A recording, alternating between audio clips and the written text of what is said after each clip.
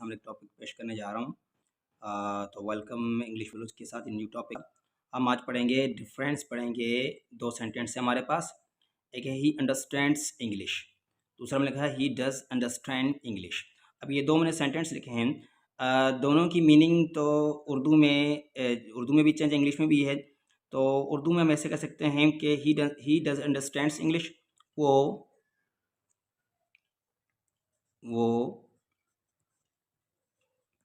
अंग्रेज़ी समझता है। ठीक है, और ये मैंने लिखा वो वाकई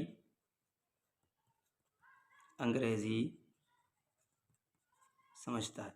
अब ये दो मैंने सेंटेंस लिखे हैं, यहाँ मैंने लिखा वो अंग्रेज़ी समझता है और यहाँ मैंने लिखा वो वाकई अंग्रेज़ी समझता है। अब ये मैंने एक लफ्ज़ वाकई का यहाँ पे यूज़ कर दिया। अब देखें, ये जो मैंने सेंटेंस लिखा है ही अंडरस्टैंड्स इंग्लिश, इंग्लिश में इसकी मीनिंग ऐसे होती है, I think he understands English. अब आपने कहा I think he understands English. अब आपने यहाँ पे ये जब भी आप प्रेजेंट सिंपल, ये प्रेजेंट सिंपल टेंस है, ठीक है, याद रखना, आपको पता है तभी मिलेगा, प्रेजेंट सिंपल टेंस है ये। अगर आप प्रेजेंट सिंपल टेंस में ये बगैर डज और डू के इस्तेमाल करते हैं, जैसे ये एक अफर्मेटिव सेंटेंस है, ही डज अंडरस्टैंड्स इंग्लिश, यहाँ पे मैंने सिर्फ यहाँ पे डज का यूज़ किया, ये भी अफर्मेटिव है, ये भी अफर्मेटिव है, दोनों पॉजिटिव है। ठीक है, अब इनकी मीनिंग ज़रा समझें।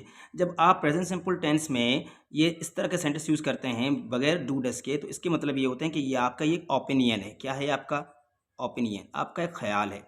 आप कहते हैं कि मैं समझता हूँ ये ऐसा है, मतलब मैं समझता हूँ कि ये अंग्रेज़ी बोलता है, हो सकता है भी नहीं बोलता है, लेकिन आप यहाँ जो कह रहे हैं ना, यहाँ आप एक फैक्ट की बात कर रहे हैं।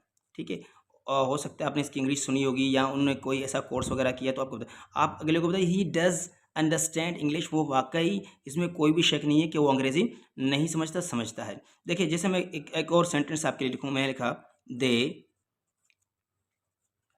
गो टू स्कूल। ठीक है, दूसरा मैंने लिखा they do go to school.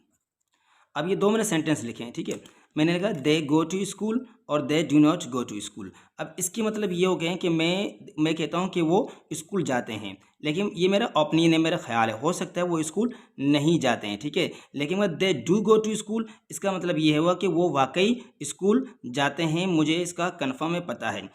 इसका मतलब यह हुआ, अगर प्रेजेंट सिंपल टेंस में कभी भी किसी को आपको कंफर्म करनी हो, बात करनी हो कि वाकई ऐसा होता है, तो वहाँ पे आप डू डस के हेल्पिंग वर्ब का यूज़ करें। ठीक है, ये हेल्पिंग वर्ब आप जब प्रेजेंट सिंपल में यूज़ करते हैं पॉजिटिव में, मैं नेगेटिव की बात नहीं करूँ। जैसे नेगेटिव में आप लिखते हैं ना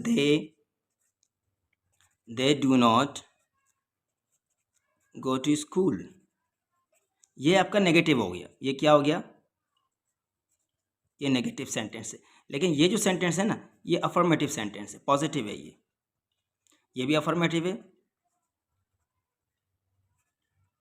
ये भी अफर्मेटिव। अब ये दोनों अफर्मेटिव सेंटेंस है, ये भी अफर्मेटिव है, ये भी अफर्मेटिव है। लेकिन इसमें देखो, मैंने यहाँ डू इस्तेमाल नहीं किया, यहाँ इस्तेमाल किया है। तो अगर प्रेजेंट सिंपल टेंस में कभी आपको अफर्मेटिव में डू और डस का इस्तेमाल करना हो, तो आप बता रहे हैं कि ये एक फैक्ट है। ठीक है, क्या है, एक फैक्ट है, ये हकीकत है। हम प्रेजेंट सिंपल टेंस में ज़रूरी कुछ ऐसे सेंटेंस होते हैं जिसमें हम डू और डज इस्तेमाल नहीं करते हैं, लेकिन वो भी फैक्ट होते हैं। वो सेंटेंस कौन से होते हैं, वो हमारा होते हैं यूनिवर्सल ट्रुथ होते हैं। जैसे कि मैंने एक सेंटेंस लिखा the sun rises in the east। अब ये जुमला जो मैंने लिखा है, ये एक यूनिवर्सल ट्रुथ है। ठीक है, ये यूनिवर्सल ट्रुथ है, तो ये सेंटेंस में हमें डू और डज की ज़रूरत नहीं है, क्योंकि ये यूनिवर्सल ट्रुथ है और ये साइंटिफिकली प्रूव हो चुके हैं। तो इनको हम डू और डज के ज़रिए नहीं, जो जनरल सेंटेंस होते हैं उनको हम यूज़ कर सकते हैं। ठीक है ना, बाकी इनमें नहीं। मैं एक और जुमला लिखूँ यूनिवर्सल ट्रुथ का या साइंटिफिकली प्रूव, जो जैसे कि आप लिखते हैं water freezes at 0 degree centigrade. अब ये क्या है, अब ये एक फैक्ट है, ये हकीकत है।